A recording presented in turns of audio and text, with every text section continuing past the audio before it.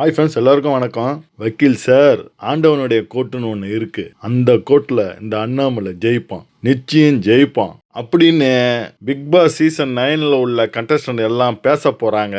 இந்த வாரம் big Boss season 9 வீடு ஒரு கோர்ட்டாக மாறி அங்க இருக்கிற போட்டியாளர்கள் அனைவரும் ஒருவர் மீது ஒருவர் வழக்கு கொடுத்து அதனை வாதாடி உங்களுக்கான நீதியை நீங்க பெற்றுக்கொள்ளலாம் அப்படின்னு பிக் பாஸ் சொல்லிட்டாரு. ஆமாங்க, இதுதாங்க இந்த வாரத்துக்கான weekly task. So Bigg Boss வீடு பார்த்தீங்கன்னா ஃபுல் செட்டப்பா கோர்ட்டா மாறிடுது. சும்மாவே இவனுங்க சாதாரணமாகவே பேசி பேசி அடிச்சுக்குவானுங்க.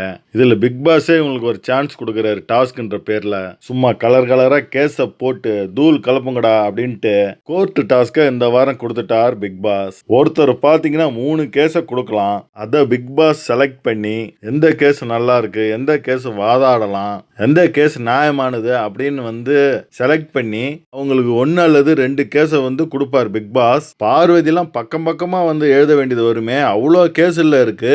வீட்டில் உள்ளவங்க அத்தனை பேரும் பார்வதி மேலதான் கேஸை கொடுப்பாங்க. கொஞ்சம் தப்பா பண்ணி வச்சிருக்காங்க வீட்டில் பார்வதி. எல்லார்கிட்டையும் சண்டையை போட்டு கேஸ் எல்லாம் வாங்கி வச்சிருக்காங்க. பார்வதி பார்த்தீங்கன்னா யார் மேல கேஸ் கொடுத்துருக்காங்கன்னா கனி மேல தான் கேஸ் கொடுத்துருக்காங்க. கனி மேல அப்படி என்ன கேஸ் கொடுத்துருக்காங்கன்னா, கேப்டன்சி டாஸ்க்குக்காக சபரியும் பார்வதியும் விளையாடக்குள்ள கனியை அவங்க நடுவரா செயல்படுவாங்க. அப்போ அந்த விளையாட்டுல சபரிநாதன் பார்வதியை அடிக்கக்குள்ள அதை பார்த்துட்டு ஒரு நடவடிக்கையும் எடுக்காம அந்த டாஸ்கை பார்த்த உடனே நிறுத்தாம தன்னிச்சையா அவங்களா முடிவு எடுத்துட்டாங்க அப்படின்னு ஒரு கேஸை கொடுத்துருக்காங்க பார்வதி. இந்த விஷயத்துல மட்டும்தான் இந்த கேஸை அவங்க கொடுக்க முடியும். ஏன்னா குறும்படம்லாம் போட்டு விஜய் சேதுபதி அவர்கள் சபரிநாதன் பண்ணது தப்பு, கனி பண்ணது அன்னைக்கு தப்புன்னு சொல்லியிருப்பாரு. இவங்களே தப்புன்னு சொல்லிட்டாங்களே, இதை வச்சு நம்ம கேஸ் கொடுத்தா நம்ம கோர்ட்ல போய் ஜெயிச்சிடுவோம் அப்படின்னு பார்வதி இந்த கேஸை கையில எடுத்துக்கின்னு வழக்கா பதிவு பண்ணிருக்கிறாங்க கனி மேல. இந்த வழக்குல ஜெயிச்சாலும் சரி தோத்தாலும் சரி எந்த ஒரு சன்மானமும் கிடையாது, எந்த ஒரு பாயிண்ட்டும் கிடையாது, நாமினேஷன் ஃப்ரீயும் கிடையாது. ஏதாவது டாஸ்க் கொடுத்தாருன்னா பிக் பாஸ் அவங்க நாமினேஷன் ஃப்ரீ பாஸ் கொடுப்பாங்க. அந்த வகையில் இந்த டாஸ்க்கு எந்த ஒரு சன்மானமும் கிடையாது. வேணும்னா பெஸ்ட் பெர்ஃபார்மன்ஸ் ஒர்ஸ்ட் பெர்ஃபார்மன்ஸ்னு வச்சு பெஸ்ட் பெர்ஃபார்மன்ஸ் கேப்டன்சி தலைக்கு போட்டி போடுவாங்க, ஒர்ஸ்ட் பெர்ஃபார்மன்ஸை ஜெயிலுக்கு அனுப்புவாங்க. ஆனால் இந்த வாட்டி பிக் பாஸ் பார்த்தீங்கன்னா ஒர்ஸ்ட் பெர்ஃபார்மன்ஸை டைரக்ட் நாமினேஷனில் அனுப்பிடுவார். அடுத்த வாரம் எல்லாரையும் டைரக்ட் நாமினேஷன் பண்ணிட்டு கடைசியாக எல்லாருமே நாமினேஷனில் இருக்கீங்க அப்படின்னு தான் சொல்ல போறாரு பிக் பாஸ். இந்த விஷயத்தில் டைரக்ட் நாமினேஷன் வைப்பார் பிக் பாஸ். எல்லாருமே வன்மத்தை கொட்டுவாங்க, கடைசியில் எல்லாருமே நாமினேஷனில் இருக்கீங்கன்னு சொல்லி அவங்களுக்கே ட்விஸ்ட் கொடுத்துருவார் பிக் பாஸ். கண்டிப்பாக இது அடுத்த வாரம் நடக்க தான் போகுது. அடுத்து பார்த்தீங்கன்னா பார்வதி விக்ரம் மேலே ஒரு கேஸை கொடுக்குறாங்க. திவாகர் வாட்டர் மேலன் ஸ்டார் எவிக்டாய் வெளியேறினது பார்வதியால தான். நான் தான் பேசி பேசி அவரை நான் வெளியே அனுப்பிட்டேன் அப்படின்னு சொன்னது எனக்கு மனசளவில் பெரும் பாதிப்பை எனக்கு ஏற்படுத்தியது. அது மட்டும் இல்லாமல் மேன் ஆன்லி பண்ண வேண்டியது தானே அப்படின்னு என்கிட்ட சொன்னாரு. அதுக்காக ஒரு கேஸும், திருமணமான அமித்தையும் என்னையும் வச்சு தப்பாக பேசினதுக்காகவும், அது மட்டும் இல்லை என்னையும் கமருதீனும் தப்பாக பேசிவிட்டு நான் சண்டை போட்டு தான் மேலே வந்தேன் அப்படின்னு சொன்னதுனாலையும் இதை நான் வழக்காக தொடுக்கிறேன் அப்படின்ட்டு பார்வதி வழக்கு மேலே வழக்கு எழுதி பிக் பாஸ் கன்ஃபென்ஷன் ரூமுக்கு எடுத்துக்கின்னு போகிறாங்க.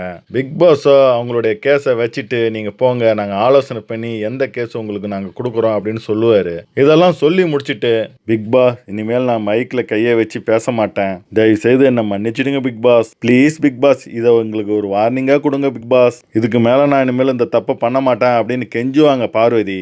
பிக் பாஸோ இதை கேட்ட உடனே அப்படியே உருதுலையோ தெலுங்குலையோ பேச ஆரம்பிச்சிருவாரு, செப்பண்டி அப்படின்னு. இதை கேட்ட உடனே பார்வதிக்கு மூஞ்சில் அப்படியே செருப்பால் அடிச்ச மாதிரி இருக்கும். ஏன்னா நேற்று நைட்டு மைக்கை மூடிக்கிட்டு இந்த லாங்குவேஜில் தான் பேசியிருப்பாங்க கமருதீன் கூட. அதே லாங்குவேஜில் இப்போ பிக் பாஸ் பேசுறத கேட்டு அதிர்ச்சி ஆகி போய் பிக் பாஸும் என்னை வச்சு செய்யறாரு அப்படின்ற மாதிரி திருன்னு முழிச்சுன்னு இருப்பாங்க பார்வதி. திரும்பவும் பார்த்தீங்கன்னா பிக் பாஸ் தெலுங்குலே தான் பேசிட்டு இருக்காரு. பார்வதியும் தெலுங்குலே பதில் கொடுப்பாங்க. எத்தனை லாங்குவேஜ் தான் படிச்சிருக்காங்கன்னு தெரியல பார்வதி. மல்டி லாங்குவேஜ் எல்லாம் கற்று வச்சுக்கிறாங்க. செம டேலண்டான பெர்சன் தான். ஏன் தான் இப்படி பிக் பாஸில் பேரை கெடுத்துக்கிறாங்களோ. கடைசியாக சாரி பிக் பாஸ், இந்த ஒரு வாட்டி மன்னிச்சிடுங்க கடைசியான்னு கேட்பாங்க. பார்வதி நீங்கள் இப்போ வெளியே போகலாம் அப்படின்னு செருப்பால் அடிச்ச மாதிரி சொல்லிடுவார் பிக் பாஸ். அப்படியே மூஞ்செல்லாம் வேர்த்து போய் மாறி வெளியே வந்துருவாங்க அப்படியே பார்வதி. பிக் பாஸ் எவ்வளோ கோவத்தில் இருக்காருன்னு இப்போ புரிஞ்சுன்னு இருப்பாங்க நல்லாவே பார்வதி. இன்னைக்கு பிக் பாஸ் வார இறுதியில் விஜேஎஸ் பயங்கரமாக வச்சு செய்ய போறாரு. வீட்டில் உள்ள மற்ற கண்டஸ்டன்ட் எல்லாம் கமருதீன் பார்வதி மேலே இவங்க பண்ண இதே தப்பை சுட்டி காட்டி வழக்கு மேல வழக்கு போட்டிருக்காங்க. நம்ம ஜட்ஜா அமித்தும் திவ்யாவும் போட்டிருக்காங்க. இவங்க என்ன தீர்ப்பு கொடுக்க போறாங்கன்னு பொறுத்திருந்து பார்ப்போம். மக்களே, நீங்க மறக்காம இந்த வீடியோக்கு ஒரு லைக்கை போட்டுருங்க. சப்ஸ்கிரைப் பண்ணலைன்னா மறக்காம சப்ஸ்கிரைபும் பண்ணிடுங்க. நன்றி. அடுத்த வீடியோவில் உங்களை சந்திக்கிறேன். பாய்.